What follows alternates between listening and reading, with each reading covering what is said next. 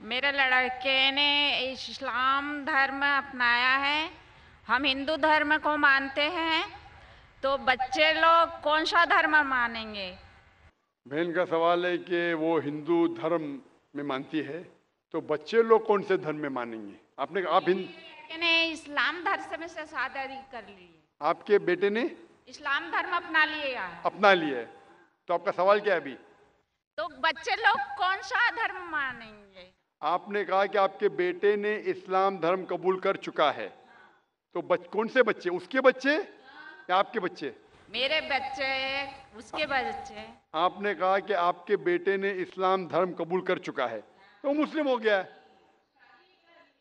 शादी कर ली है, इस्लाम धर्म कबूल कर चुका है, उसके बच्चे क्या धर्म मानेंगे?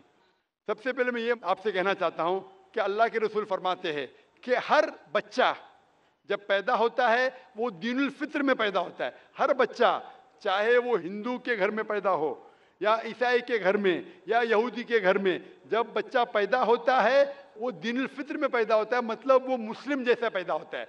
मुस्लिम के मानी, जैसे मैंने कहा है, मुस्लिम के मानी अपनी जिंदगी अल्लाह के अहकाम के मुताबिक बसर करना।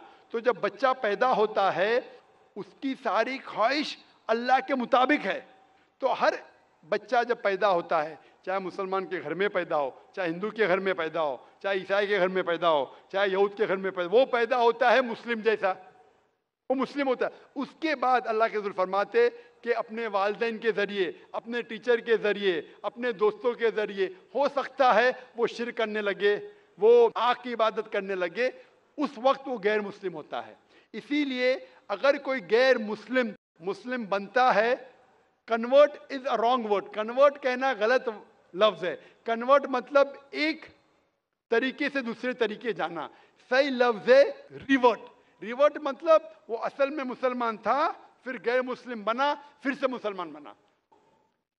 इस्लामिक तालीमात के मुताबिक हर इंसान जब पैदा होता है मुस्लिम पैदा होता है। आपने कहा कि आपके बेटे ने इस्लाम कबूल कर चुका है, शादी कर चुका है, बच्चा क्या है? बच्चा मुस्लिम होगा।